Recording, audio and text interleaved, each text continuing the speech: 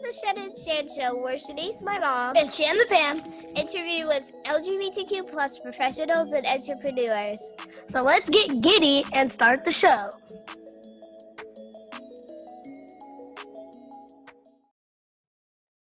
Hey everyone, welcome to the Shen and Shan Show. We don't usually sing. It's the Shen and Shan Show. I'm Shenice. And I'm Shan. And we have a very special guest, the handsome Mr. Jason Rocha. Rocha. Rocha. Okay. All right. He's like, yeah. Get up to that. Okay, very cool. So let's see. How do we meet Jason? I remember exactly where we met. Well, I met Jason was at the Coach USA. I think that's not Coach USA. It's a travel bus company. With the chamber, Yes. where you have the personal coach. Action coach. Action coach. There you go. Yeah. Yeah, that's when we first met. I remember seeing you on TV. Well, he was on TV? Yeah. Well, he was I saw him on TV before I met him in person. Okay. Well, maybe it was the same. Did we go to that event, the Action Coach event, and met Jason? And then we went out and got Mexican food afterwards. Yes. Chewy's. I had known you before then. I'd probably met you a little before then. Really? Through chamber. Oh.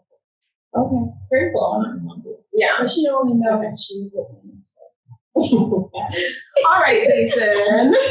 So just so our audience knows, Jason and Shan, they are wife and husband. So let's just make sure we explain. Let's explain the dynamic here, so you see the little chatter over there. That's about chemistry. Okay, so the chemistry. So Jason, tell us all about yourself. Lovely, lovely fiance. Yes, he does. Very handsome. He does, but he has you who for work, work wife husband type of relationship here. Okay, so Jason, give us your life story. Introduce yourself to our audience and give us your life story in a few minutes. Yeah. So I was born and raised in the area in Spring, Texas. I went off to, after high school, I did a few years of community college here in Montgomery County, and went up to the Army. Flew drones for 4 years of Iraq, all that stuff. Returned, went to college at U of H, and ran for office in the Woodlands and lost, thankfully. But I met another guy who was running for office, and yes, we were running his campaign for a different office. And then he also owned an insurance company, and so I joined after we lost that campaign too. Certain campaigns, I guess. After we lost that season as well, I went and joined as a marketer for insurance, and ever since 2013, I've been in insurance. So obviously between the last 7 years, I came out. I joined Goosehead Insurance, was the first place that I've been out, and I started Woodlands Pride with a great team. And then I met my real fiance, Matt. So, yeah. Don't get jealous. Yeah. Well, that's awesome. So, Handsome, so I'll look that.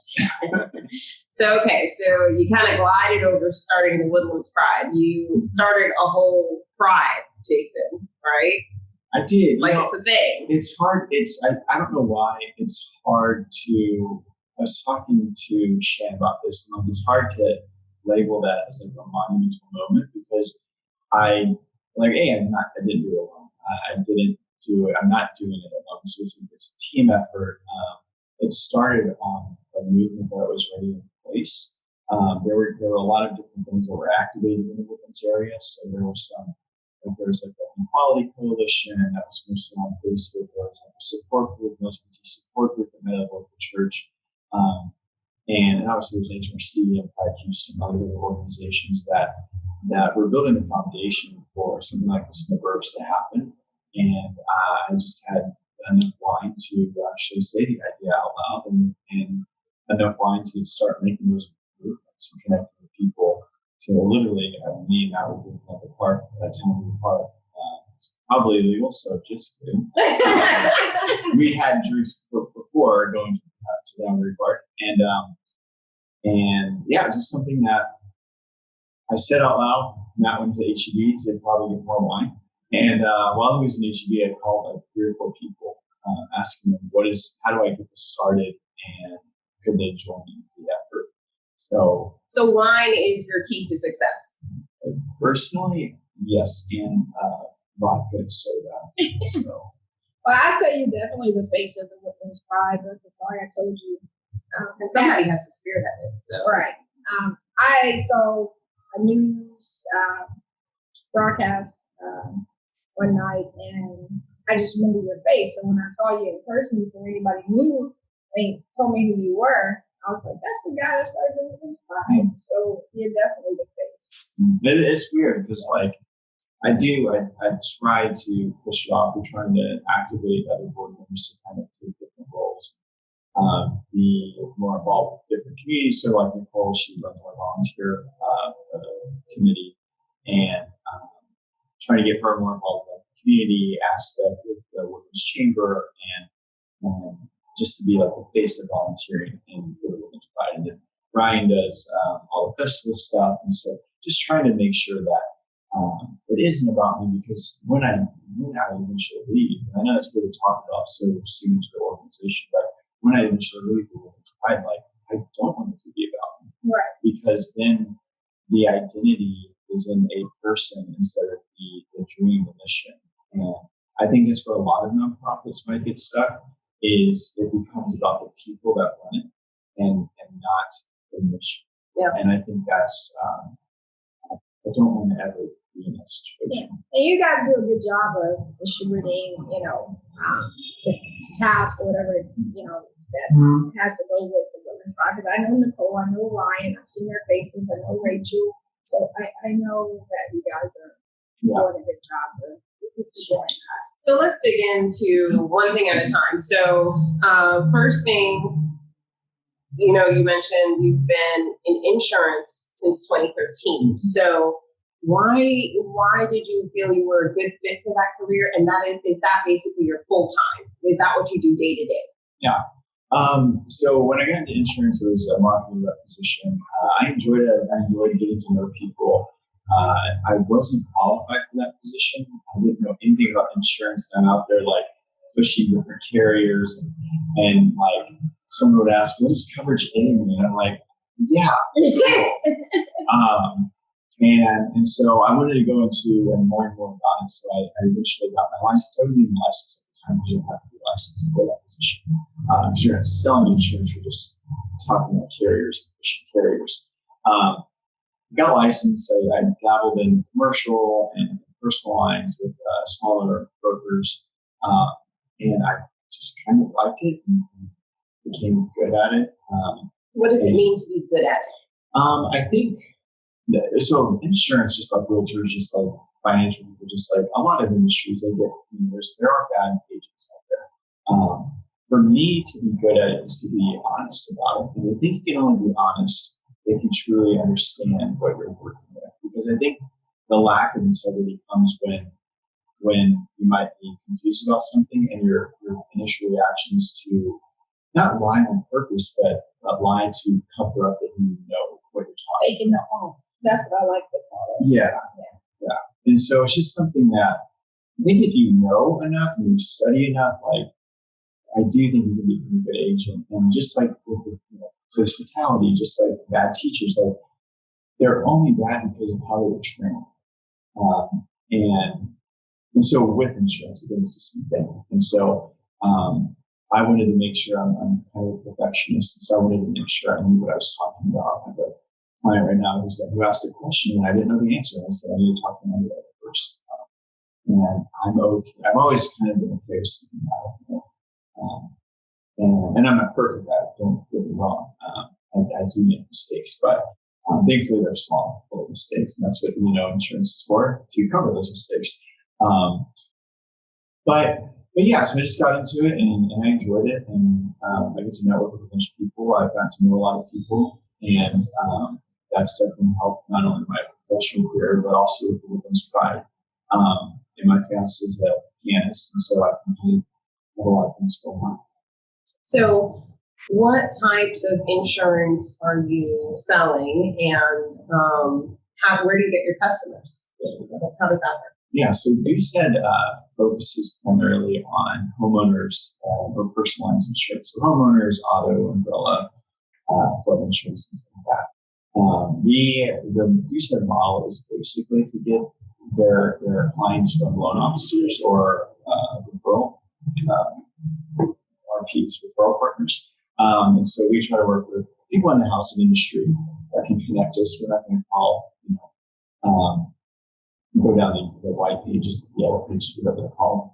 It's 2020. So basically building relationships, building rapport. Yeah. Yeah, because your new home buyer is going to trust you as a realtor or you as a loan officer way more than they're going to trust the insurance person who's calling them. Right. And we're a broker, so we have dozens of different carriers that we work with, which is really. Would you say that sets you apart from other insurance, I guess, carriers or people, And I say there's two big differences. Is one, that we're brokers, so we can offer a ton of options.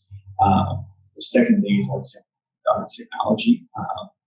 We can give you your policy in less than an hour. And then some people might say, well, Geico or whatever company can get us a policy in 15 minutes. But we're going to walk you through that. We're going to educate you on everything. If you want a policy in 15 minutes, I can sell a policy in 15 minutes. You're going to stick around if you know what your policy is about. Right. And I know that's very important because before I met the Shenice over here, I had the basic insurance, and I was with this insurance company, but I didn't know that I needed more coverage in case of an accident. So having someone educate me is very important. Yeah. And to that point, most of what we already know why Shan and I are in the financial industry is because they don't teach a lot of this stuff in school. They don't teach financial literacy. They don't teach us about insurance. They don't teach us about some of these things we need that are crucial life skills. We think, just get the cheapest possible. When in fact, you can lose a lot more by not being covered. And I mean, it's dollars worth of difference, Well, to double your coverage for liability for auto is maybe $2 a month, $3. In some every carrier is different, so don't quote me on that. But every carrier is a little different. But it's going to be pennies on dollar for what you could end up paying. So It's just important to understand the policy. And yeah, it's boring, but when you get told once, then you'll remember it. Right. Because insurance is always changing, but like coverage A is always going to be coverage A. Liability is always going to be liability. So it's just ask your insurance agent, what does this mean? And right. If you, have an insurance agent, then there are a lot of our society that calls into, because I used to be one of those people that calls into like a 1-800 number and you get customer service rep A to ask questions and, figure out what's going on. But I do see the value in having a local insurance agent or someone that you can pick up the phone and get them on the phone without it being someone random, and I'm sure y'all are nationwide. So if someone wanted to get some insurance and you could refer or you can. And lastly, we do have, I don't want to keep us in insurance too long. I appreciate the time though. We have an incredible service department. We have like a 90+% rating for NPS, which is higher than like Apple, highest in the insurance industry. And so, if you can't get a hold of your agent directly, you can call them and they can do essentially everything a carrier can do, but they can do it faster on their side. It's like the carrier is, so they're not going to upsell you to upsell you. They might try to upsell you to get you better coverage, but it's going to be for that, not because they want an extra dollar, because they're not going to make anything off of you. So, so that's the other thing. So it's basically that's the book world. So you get to shop multiple carriers, right? You're not just going to go and get the quote for Goosehead Insurance because that doesn't exist, right? It doesn't exist. So you have the ability to shop with so many other carriers to find the best coverage, the best for that client, right? Oh no, I was going to go on to the next question on employment. my curiosity. What does your day-to-day look like? For the Woodlands Pride. Like, I would like to know that. Yeah. On a day-to-day basis. It's a lot of meetings. Like before COVID-19, it was every time I would go to a networking event, it was, okay, which hat am I wearing? Am I wearing Goosehead? Am I wearing Woodlands Pride? I'm wearing manager for Massachusetts, Florida. And yeah, so basically I work in an industry and I am part of an organization that everything is about relationships. And so it's really just building relationships nonstop. And whether it's a coffee in the morning with the Woodlands Chamber or with the LGBT Chamber, they have a growing up business, all the way up with the Woodlands Chamber. When I say chamber, that's what I'm talking about, the LGBT Chamber. Yeah, and then we do have board meetings occasionally. We canceled our 2020 festival for obvious reasons for COVID-19. And so right now we're kind of more focused on laying better groundwork, because when we started this thing, we took off running and haven't really looked back. And so while we would all agree that we would rather have never had COVID-19, since we do have it in our society right now, we're going to take advantage of the quote downtime that we might have and take care of our organization and make sure that the foundation is pretty solid. So you'd say that you're at a place where, like you said, you just never stop. So you're a place where things are pretty much rolling. You have your team in place. You have just pretty much managing and getting the back end stuff tied down is what y'all are working on now. But take us back to the beginning. What was it? How do you start a whole Pride Festival? How does that work? I don't know. It was a dream. Yeah, we found that it was very fast because we started it. The idea was like birthed from me in wine, like mid-April. And wine. Yeah. I should give all the credit to the wine. In mid-April, and by May, early May, we had a board of 5. We had filed for nonprofit status with the IRS and the state. And and so then we have 4 months to plan a festival. I look back at a sponsorship application last year, and it said, like, what is your estimated attendance? And I put max 500. Wow. We made over 5,000 our first year. Wow. So wow. like that just goes to show that we had no idea. I thought there were like maybe 200 people there. And so we were very, very honored. Now we do have the privilege of living in Woodlands, and so if we lived in a smaller suburb, I honestly don't think we would have had the attention, but because we are the Woodlands, I think. Well, explain that to us. What is the Woodlands? What does that mean? And also tell us about the Woodlands. Yeah. So I think it's, when I say the Woodlands, I don't mean it in the pretentious way that some Houstonians view it. I view it more as like a conservative suburb of a diverse city. So I think there would have been a similar support if we started this in Katy or maybe even Kingwood, even though it's Houston. I'm trying to just live like in a middle to upper class neighborhood, Sugarland, because of the name. Like everyone in Houston knows the Woodlands. Not everyone might know Tomball. Not everyone might know, they might not know Seabrook or Humboldt or something like that. Well, I think a festival or a parade or maybe a Pride Day picnic is very possible in those communities. I don't think that they necessarily need a big, to-do festival. But the Woodlands specifically, like it's a very conservative area. They have like these proclamations of diversity from time to time, and but you look at their board of directors, you look at the other board of directors in the area. There's actually a ton of nonprofits in the county. But with everything that's going on with George Floyd and Black Lives Matter, all these nonprofits are putting up this like, we support diversity. Yet they're not a reflection of that. And I go to their board, and I'm like, where? It starts from the top. We have, again, the Woodlands Pride is a privilege. It started with the ground here. And we have a few, people of color. We have, I guess, 40% women. And it's something that we kind of got a pass with that, but I did have somebody, even though we're a pride organization, I had somebody tell me like, oh, when I first heard Woodlands Pride, I thought it was going to just be like some white guy. And I kind of wrote it off. And then I met you and I was like, oh, that's different. And like, I get that, but then it's also like, but even if it wasn't like that, like, shouldn't we support progress? Right. And then push for, inclusivity and diversity. But I also understand, like, we're tired of waiting. As Black women, you're tired of waiting for certain things. As a person of color, we're all just tired of waiting. And so it's 2020. Wake up. Yeah, 100%. Well, that's really cool. And dig into some of the details. So mid-April, you had the idea. What was going on in May, June, July? What did you need to do to launch?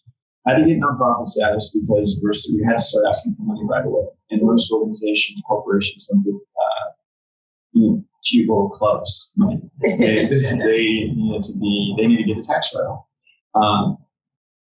And it also, there's a legal stuff behind that. There's more trust behind it. We're monitored by the state and things like that. So I understand why corporations need that. You basically get a check off. You become verified, basically. Right. And yeah, we had to book everything.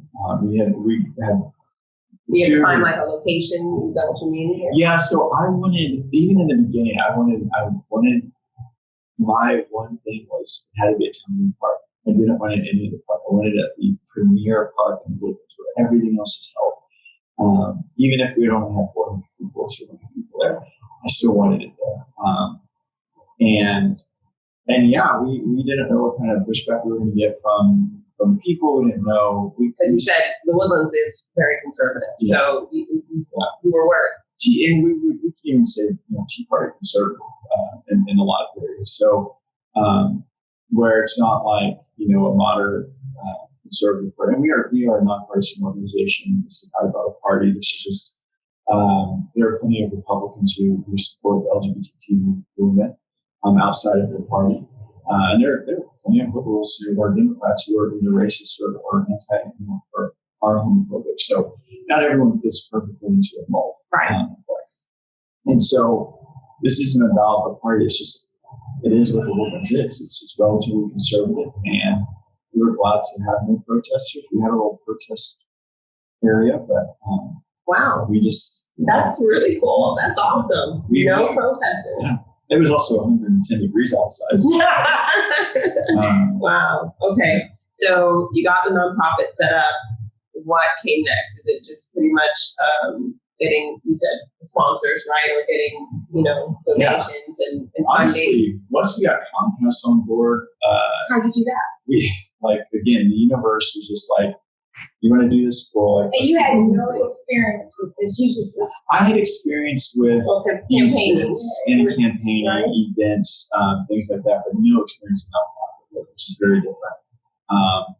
Again, the team was pivotal. Like we found two people that helped out with Houston a lot, and as soon as they saw this, one of them lived in the area, the other one lived downtown, but they were really good friends. So one of them was still on board, and Sean's still on board. Without him, we would grow.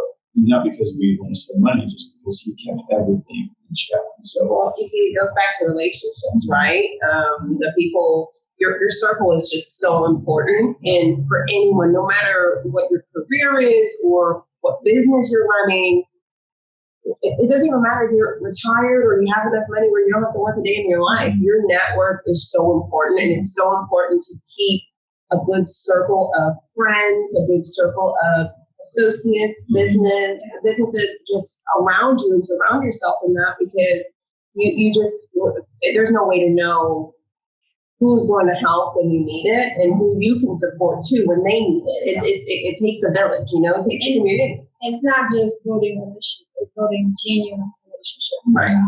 So that's very key. And even for yourself, if you're out want to build a relationship, just make sure you're genuine, and I promise it'll come to you, and whatever you have your vision set on, it'll definitely come to fruition. Yeah. No, absolutely. I mean, again, I talk about privilege because I don't know the person of color, I'm a privileged of color, but we all have privilege privilege. It's just we're kind and how do we use it. Right. So when I ran for office, I ran against John Cohen, and he's the one who beat me, but we were friends. So, and he's the first person I called about it. And now, once we started, I was like, what do I do? And he's like, oh, here are the avenues. This is what you have to do. I was like, cool. This would have taken me hours to research the township website because it's a lot on the website. So they're watching this. We read that website. And so it's he was like, talk to these people, blah, blah, blah. Here you go. And we had the permit relatively quickly. Pick the date. The main reason I picked the date, everyone's like, June, Pride Month.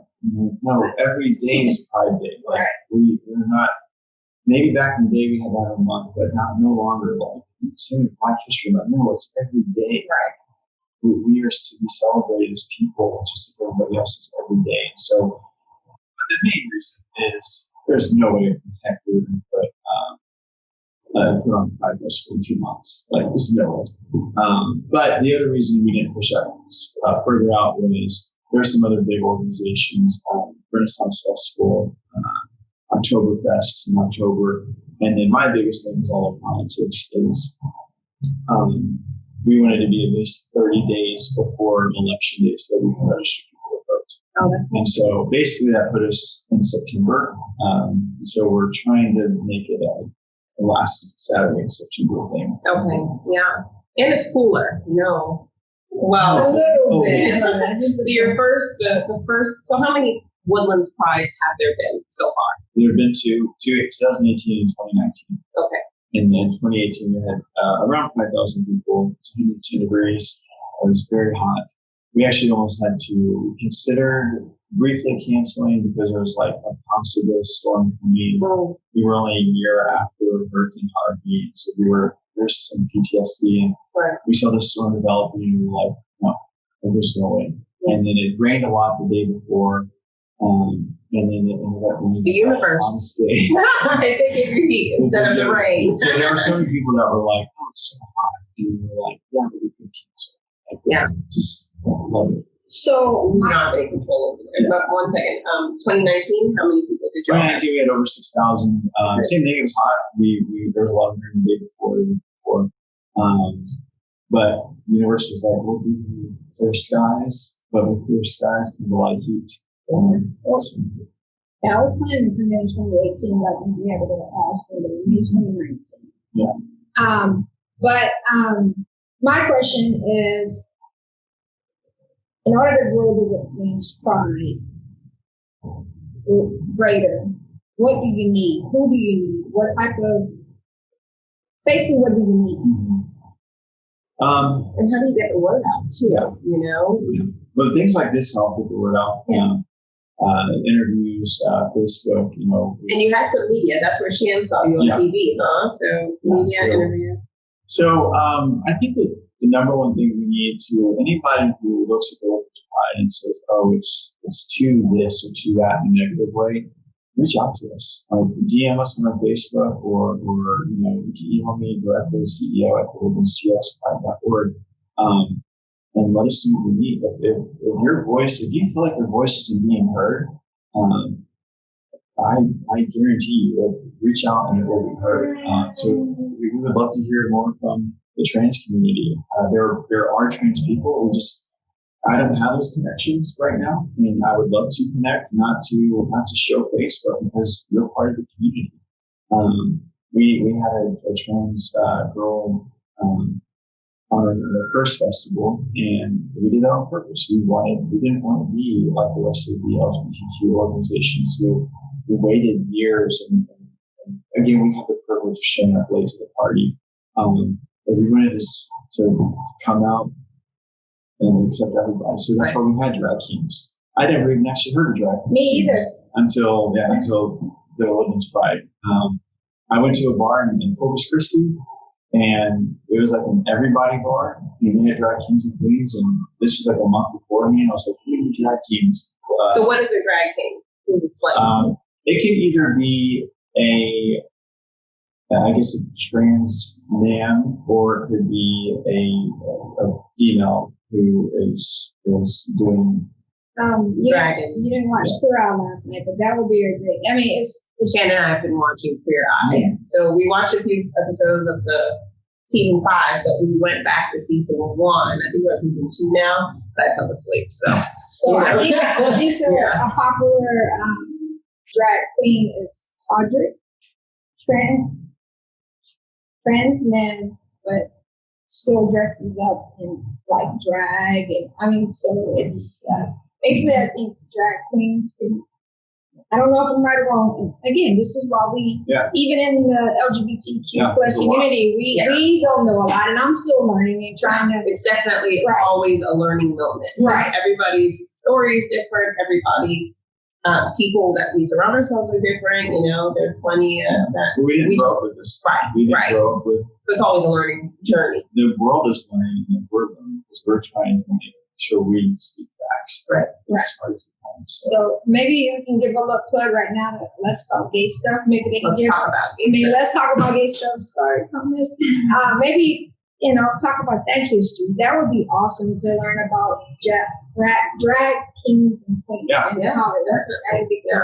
We'll probably have to get somebody. I think I've heard something like drag queens started basically because they didn't let female actresses. They didn't like actresses on stage, so men would have to dress up, and that became like a subculture thing. I think that's how it started, but I heard that once and I've heard it since. So and there's a new season of Pose out, so we just started that on the second season the other day. Yeah, that's really helped us understand that. Yeah, because we're not trans, and so we're not black, and so I don't know the black culture. I don't know the trans culture, but we're supportive of them, and it's definitely educational. And I mean, even terms like transsexual, like if someone says that, it's like a very so we don't say that anymore. We say transgender or transgender. I struggle with trying to, if I was going to identify or actually be trans, but I'm just me. Yeah. Oh, you know what we watched the other night? Have you ever heard of Michael Shea? Me either. He's a comedian. So we watched it. Yeah. Oh, really? Okay. Well, I just saw a little clip on Netflix of his stand-up, and it was from 2016. So even in 2016, he was talking about a lot of relevant, topics that we're still talking about to this day, right? So, because clearly there hasn't been much of any change.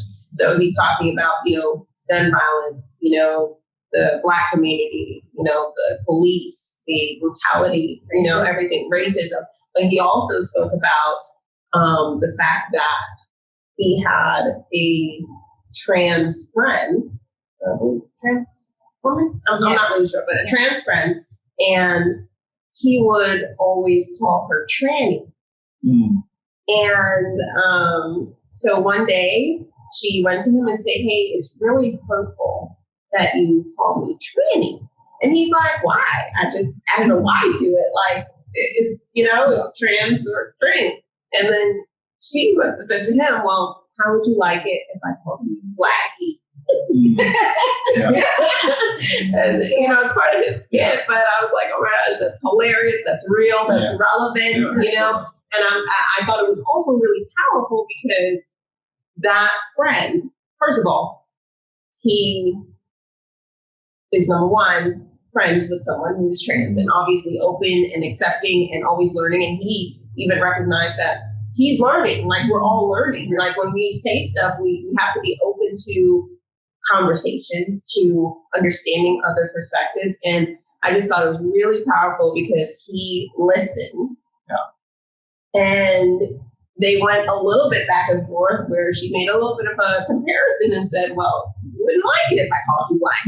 And she was right. And so it just kind of, opens up, he, as someone who is not a part of the LGBTQ community, is even speaking out because we're opening up, we're teaching, we're having the conversations. And now he just spread that message to his entire audience and everybody that's watching him on Netflix. And I know this is. This show is supported by Empower Financial, where we help you protect, grow, and build wealth through life insurance and retirement planning. At a minimum, everyone, Protect your family with at least 10 times your income in permanent life insurance. Have a safety net in case you become ill, or you can use the cash value in retirement as tax-free income. So reach out to us from our website at www.empowerfinanciallife.com or click the link in the show notes. I know this is kind of like, why you asking this question, but is the Woodlands Pride only for the LGBTQ plus community? Oh, no. I mean, we probably had 70% allies at both of our festivals, maybe 60%, but it's a lot.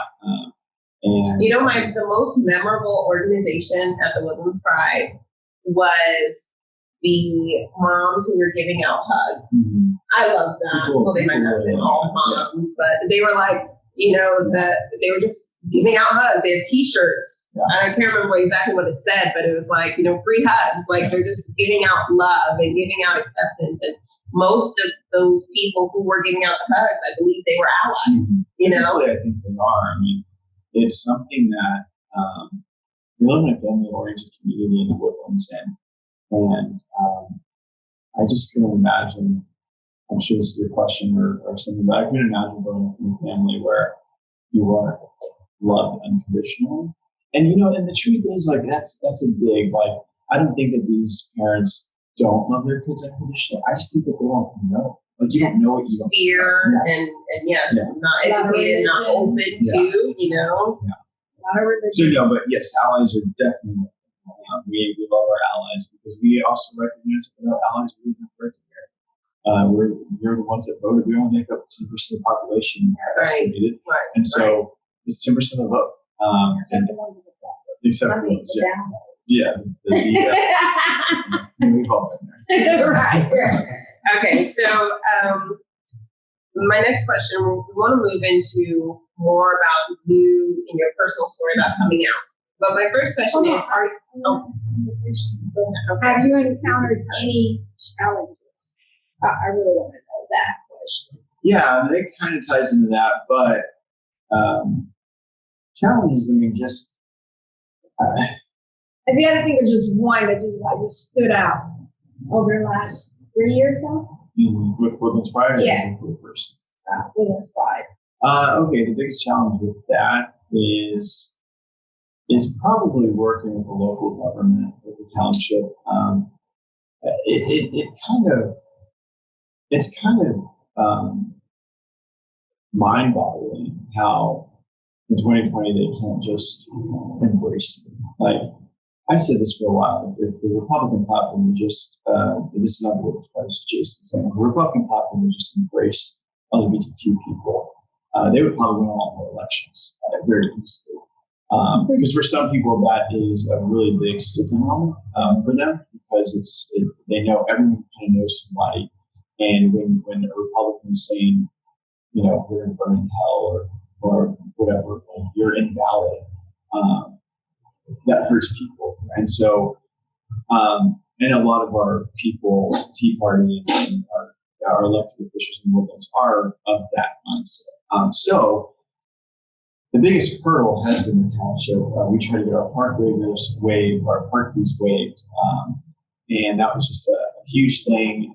Instead of basically, we're going to put this into like a 1 minute nutshell. Instead of giving us a $2,500 park waiver fee, which doesn't really cost them any money, they own the parks. Maintenance, all that stuff, yes, it costs them, but instead of doing that, they would rather stop giving park waiver fees to 6 other organizations. And so they use the argument that, we're just trying to be fair to everybody. But in reality, it's like, okay, it would have just been fair, it would have just been fair. Right. And sure, you don't need to waive everybody's fee because everybody's fee needs to be waived. But if you're giving nonprofits that fit your agenda something, then why not us? We're a free festival. Every other festival charged them. They had way more people. The biggest thing is it's just the government. It's the red tape. It's something that is common in every place. I think we get it hit a little bit differently because not only are we a new organization who use the help, but we also are seemingly a more progressive organization. against a more conservative body, leadership body, Right. county and township officials. So that's the hardest part. I mean, and that's a big part. It's a huge part because thankfully the township is different than the board. The board can't tell us yes or no, you can have your thing, your event at the park, but they can say yes or no, we'll the park. Right. The township the township staff is incredible. Really, just, I mean, they're incredible. So thank you, everybody at the township staff. It's just the board. It's the elected officials because politics is everything right now. And lastly, I want to call this one person out, not by name, but two of the newly appointed or elected officials, they went to a family research council meeting during their election cycle, and I went to the next board meeting before they were elected, and I said, I just want you to know that some of you on the board are supporting these candidates, and this is what they stand for. They are gladly taking pictures of the Family Research Council and pushing their agenda out. And on the Family Research Council website, it specifically says, we deem homosexuality invalid and wrong and all of those things. And so my question then is, so you're going to openly acknowledge that you have bigots on the board that don't view people as valid. And of course, they ended up winning, and now they're on the board. And it's just something that we go through. Right. That's what keeps the fight strong. Right. But you're not giving up. No. That's the point that we want to kind of highlight is that you're going to fight through it. We got in history one day. Yeah. Maybe a statue. Yeah. No statue. What's the name of the Town Green Park. Town Green Park. You got future. No Statue. He said no We've statue. learned a lot about statues. And don't put that messages. So, all right. So let's move into more about your coming out story. Obviously, you're out in the Woodlands Pride. Are you out as an insurance agent? Mm-hmm. Yeah. So when I applied for Goosehead for Jordan, He says in. then Right? well, I let people in. Yeah. So there's this whole thing.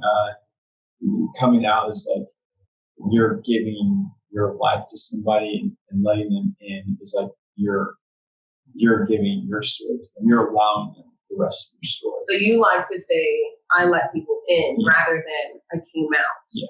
Because it's an ownership thing. Yes. I think that it gives no, that makes a lot of sense. pride in general isn't good. Like pride, selfish pride, things like that. Like, too much isn't good, but having ownership of who you are is very important. And I wish I would have learned that when I was a kid. But that's all right. We are who we are. So yeah, when I interviewed, we had talked, made it to the interview, really good interview, hit it off, and then we started talking about church. And I was like, okay, well, if we're going to talk about that, I've already started Woodlands Pride. I need to talk about this because this guy's going to read about the newspaper. I see it on TV. And so I tell him, and he was just like, oh, cool, man, love this a lot. And I was like, okay. I was like, just so you know, I've never done it because I didn't think it was necessary, but you could still get fired in the state of Texas at the time, up until 2 days ago. Yes, that just happened. Yeah. Yes. Well, it's against the law. It doesn't mean it's not going to happen. It's still going to happen, but you Yes. have federal protection, and Right. it's important to do it at the local level too, not only in your county, in your city, in your state, because not everyone has the funds to go to a federal court. And so, yes, you have federal protection, but it's so important to have local, and that's what we're just kind of the Hero 2.0 that's making us way more inclusive, which doesn't affect us here because we're not technically inclusive, but it'll happen. So yeah, it was just very important to tell him that at the beginning because there's only a few of us in office, and insurance is a pretty conservative industry, and so I just wanted to make sure that. Why do you think that is? I think anytime you deal with money, maybe, or maybe it's just like everything is kind of like that. That's an old established, industry. Maybe But we know insurance typically is phasing out now. It's more younger, but they used to be male, Yeah. white, Yeah. conservative. Yeah. in this There's industry. business So, owners right. who were business owners back in the day. And so it is changing. I even got Goosehead to allow us to do like a rainbow Goosehead symbol or logo, which was really like, I sent to a few of our queer colleagues throughout the Goosehead brand, like Patrick and Mike and Emily's.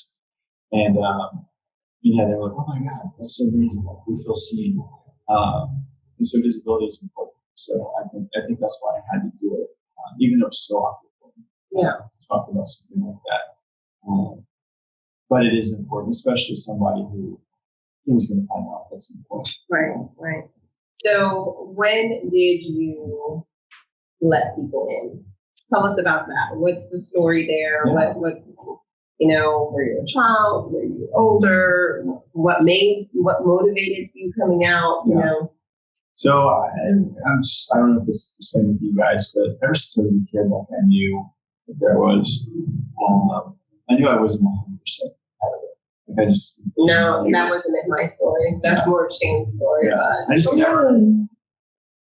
just never, it was just something that I like both. I was attracted to both. And it didn't even faze me. I had some queer family members and it was never a topic of discussion. I don't remember my family ever necessarily being like, oh, that cute girl over there, like forcing me to be one way. It was more of society, like all my friends, what are you getting girls, Right. And the assumption. Yeah. And so, and I'm not super flamboyant. And so I think that also, maybe that's socially pressured, I don't know why, but You're playing that, so that kind of is away. Yeah, thank you. You stop. Oh my God. He's nice. That's how we So fast forward, I started dating. I started talking to that. That's the thing when you're 30. When in 2016 January, 2016 January, we were kind of like just hanging out. I liked him, but I didn't. Is this the first guy you'd ever spoken to, or you know? Oh, okay. What? Does he know who you're talking to?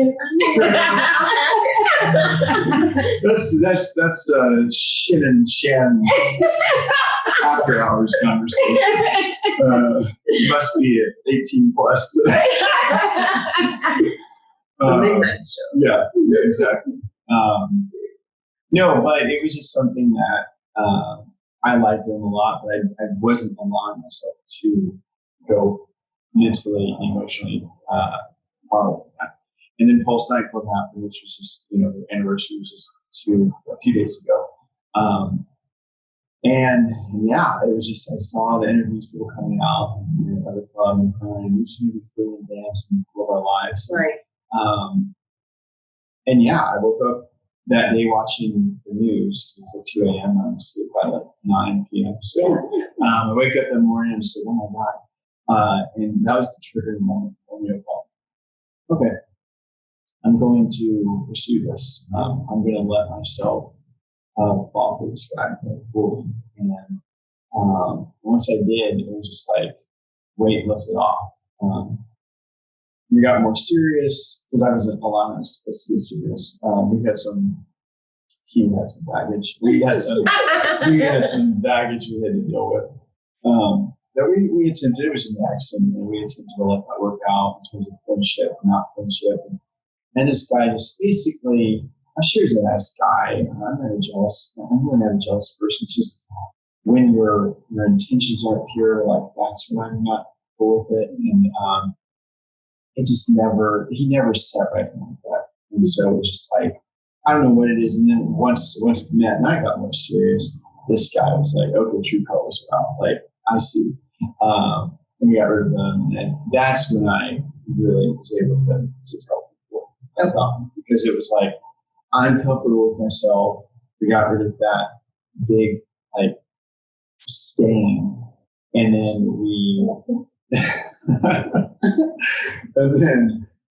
again, he's probably a nice guy. Like, Matt doesn't date. Like, he's not so nice. Like, he wouldn't have allowed books and going into his life. This guy was just super I would have been like that over Matt too. You know, I wouldn't have want to let him go. Yeah. You know, yeah. So I How could get we it. break up?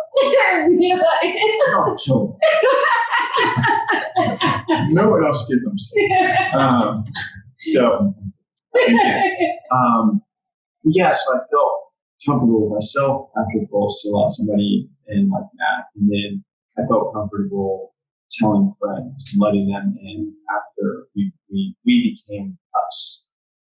Did you do something specific when you told your friends? So I told my first friend in a good friend of mine, Michael, in DC, and in like August. And I was like, so I'm kind of seeing this guy, but I don't know what that was like. He was like, wait, what? He was a gay guy.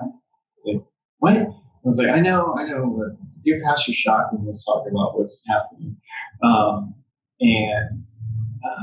And then I didn't tell anybody else until Christmas Eve. And I told one of my closest friends, Douglas, and I was very reluctant. But he was the only one I really. So you really went very slowly. Well, So up that until was August, and then up Christmas. until Douglas. Douglas was like, he's a conservative guy and very just.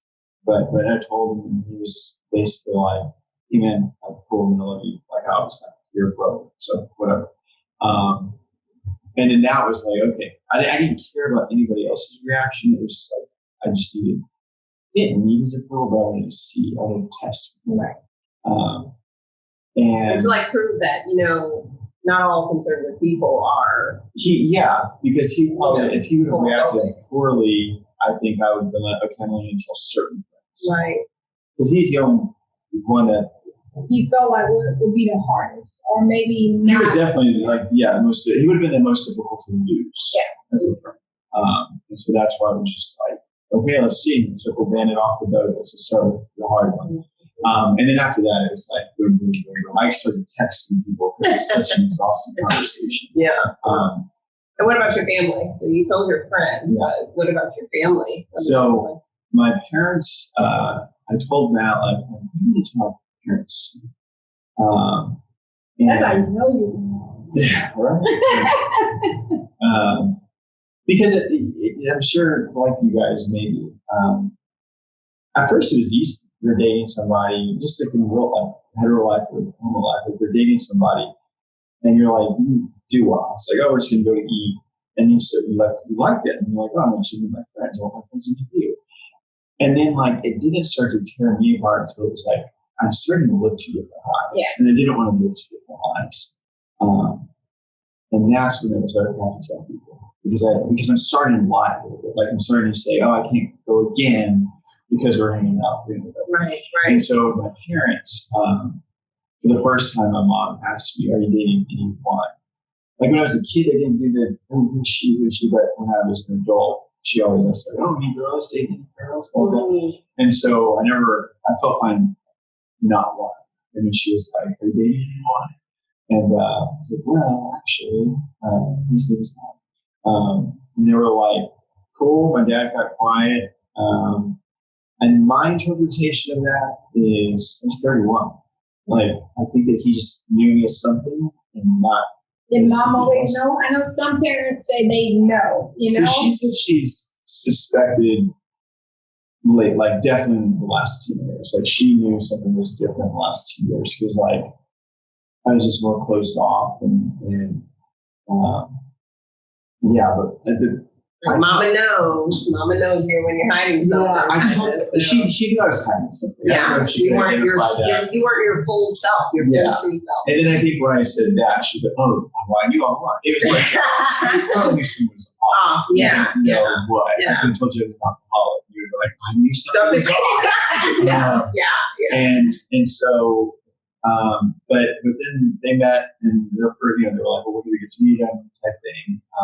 That's awesome. And we met, and my dad was a little weird at first. To be completely transparent, I don't know if it was an age thing because, like, I joke about Matt's age a lot, but this is like he's 12 years older than my dad and 15 years older than me. So I don't know if it was like an age thing or if it was like he had to go with some homophobia stuff or what. But he's good now.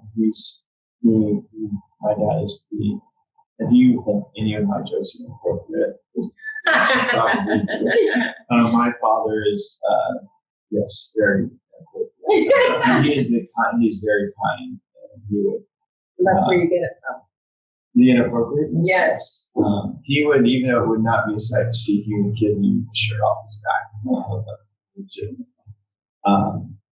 And yeah, so I just have a really good sense of humor. we're pretty easygoing with my entire family. There's just nothing is so big of a deal. And I don't know how that was ingrained, but nothing was ever like a huge deal. It wasn't like stop the world or anything, which is good and bad. It's good because you can just move past things. It's bad because you don't. I'm very quick to get over things, whereas like Matt and a lot of people in general, it takes some time to not get over things, but to receive the information. Like if someone tells me something dies, well, that sucks. I'm like, okay, I'll be next. Like I don't more different things as much. Yeah. So it's bad. There are bad things too. But anyway, so family is good. They everyone's accepting. The immediate family has some aunts and uncles that are a little different, but that's the other side of it. That's the bad side. It's very easy to cut somebody off. Okay, cool. You don't like it? That's your choice. I'm really not gonna worry about it. Yeah. So definitely. Okay. Well, I think we can get into rapid questions. Do you have any questions? No. Okay. All right. So, what would you say is your best money habit? Money habit? Yeah. It could be anything from saving habits, investing, could be only spending a certain amount when you go to the grocery store or out to eat or anything like Honestly, that. my newest kick working here, my best money save habit is, thanks to Matt, is eating leftovers. I hated leftovers. I don't know why. We didn't grow up like super wealthy. We didn't go out to eat every day. Like I've just never been a fan of leftovers. I don't even like eating takeout because by the time you get the food and takeout to your home, that 10 minutes it can get soggy and. You try to do that with mods. You can't do that with mods. No way. This is your last podcast. We're done. No, you can't do that with pizza. You can get it with the I food. mean, you deliver pizza. Well, we're talking about mods is different. It is different. But I mean, you could get mods, get it delivered, or go pick it up, and then you can stick it back in the oven for a couple minutes, and it's still good. What is wrong with you two? she was going to say, Can we eat mods today? yeah. No, we have way too much leftovers. Yes. We have a lot of leftovers. So I would just say bringing lunch, bringing meals, and not eating So out. saving that money right there. I mean, that could be if you eat out minimum $10. Easily. And that's if it's only one meal. So easily 10. Let's do 15 times 5 for lunch. And you have to eat gluten free. I mean, that'll jack So I can't just go to Taco Bell, which I don't remember. I wouldn't, but I have to go like Chipotle and spend $12. Right. Gluten free, or tortilla, whatever. And so, So who does the cooking in the packing of the leftovers? we both actually cook. Yeah. Okay. He's a good cook. You're the baker. I've gotten into baking because he likes baked goods. I don't really care about sweets. Can you get into baking? I like baked goods. That's why we were. Make it for me and bring it to you. Okay. What else? Cool. Is this a rapid fire question? It's supposed to be, but clearly we're taking our time. What does self-care mean to you? Is there something that you specifically do for you that feels like self-care? What does it mean to you? Singing in the car. Okay. That is my meditation. If I'm driving somewhere and I'm on a meeting call, like I have to hang up because I just have to listen to music. Music is my therapy. And so then the pandemic, when we were staying at home, was hard on you? Yeah, because I wasn't able to listen to music as much because I didn't have the commute. I didn't have time. And we could say music was just time to decompress, Right. to work after you leave. You have to be more intentional when you're always home. That's how I feel about, like, typically Shane and I are always listening to podcasts. We're usually on the road a lot, but with the pandemic, we have definitely slowed down on listening to podcasts, and that's how we get our kind of our learning. We listen to all sorts of different Have you things. listened to the New York Times podcast from 1619? No, but I've I've seen. It's really good. I haven't Yeah. listened to it I'm gonna have to check. 'Cause I really like what she said. You know, not too long ago. Wasn't it the Washington Post? About The Daily? riding?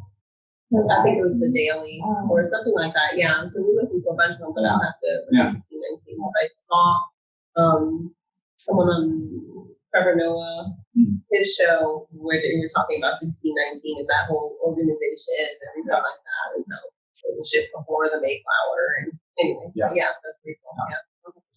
Okay. Alrighty. What advice would you give to someone in the LGBTQ plus community that wants to advance in their career or level up in their business?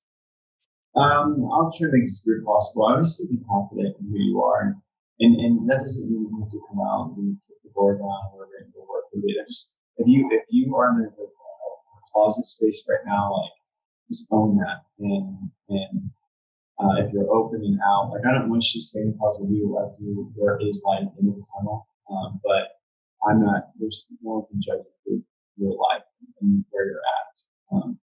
And so everyone's so different. So just own who you are, and be confident in that. And in a sense, there's a lot of steps to go into that, but, like, love yourself. Yeah. And it will get better.